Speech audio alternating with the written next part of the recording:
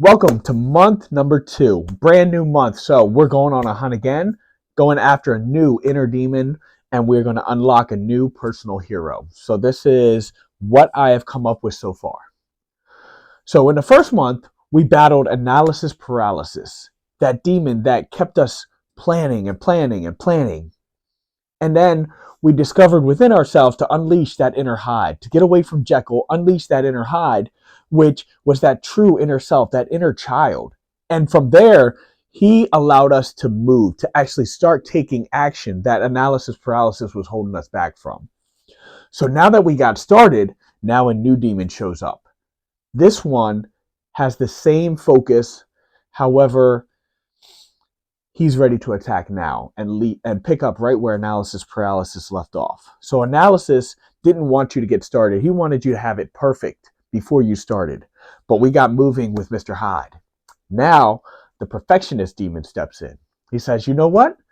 You're doing good. You're starting, but I want you to make sure that this is perfect. I want every edge fine. I want every part smoothed out. Smoothed out so much to where you don't even leave fingerprints, to where everything is so perfect that the human is taken out of it, to where the expression is nothing. It is just a straight on stance, eyes super focused, and just structured, well balanced, equal, and just perfect. So this is the sketch I came up with. This is kind of like that perfect monster, to where just straight on, and everything is going to be smoothed out.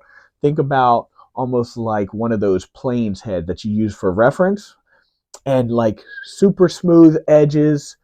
And he just wants you to keep going until everything is perfect. And as we all know, nothing ever is perfect. And what ends up happening is you either, one, overwork a piece to where now you lost the expression and you lost the heart. You lost the special sauce that was in that piece of art.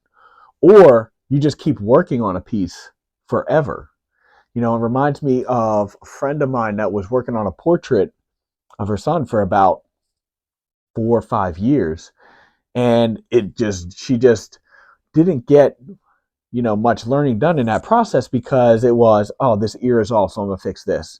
And then she got that ear perfect, but then it didn't match the other one. So the next thing I know is she takes this off and reworks this. But then that made the nose not look right. So she went in and fixed this. But then something else wasn't right. And you're just constantly going back and forth trying to make it perfect, instead of putting in the reps of creating a new portrait, and learning from the last one to put into your next piece of art.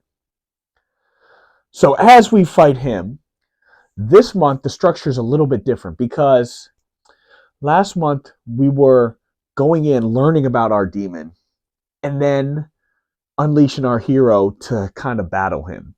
Now with this month, our hero gets unlocked a little bit sooner, because they are in a constant struggle. So here I have 2 sketches of your personal Frankenstein. So your personal Frankenstein is you.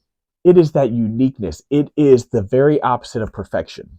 It is embracing those scars, embracing those unique qualities that you have, that you're not perfect, and really unlocking that. So these are the first 2 sketches I came up with. This one I wasn't super great. I enjoy, but I'm not sure if it's right, and if it's my style, if it's something I want to continue with. This guy was a little bit different. And over the next few weeks, I'm going to keep looking at these and seeing which ones I really want to take. But the whole concept of Frankenstein is that we're all our own personal Frankensteins. Look at the Frankenstein creature. He is built up of different pieces. So all of us have our own personal pieces. We were given some from our parents growing up, the different lessons we learned. We were given some from the neighborhoods, the areas that we grew up in. Those were instilled in us. Different lessons from school, from teachers, from people around us that we met. Some of these pieces are ones that have just become a part of us. They were added on, but now they all blend together. And it just has become a part of us, of how we are, some of those habits, some of those things that we do. Then you got others to where you can still see the stitching. Now, some of them are a little bit more healed than others. You've started to put them into motion. Other ones are fresh. You just stitched them on. It's a brand new habit. You're trying to work it out, trying to work it into your daily routine, or, something along the lines of that, to where it's still visible. It's actually good, but it's not quite, you're still working on adding it to you and becoming a part of you. Then, these are also, new learnings, things you just picked up and you're still kind of trying to understand. Then, of course, you got the other ones. You got those infected ones.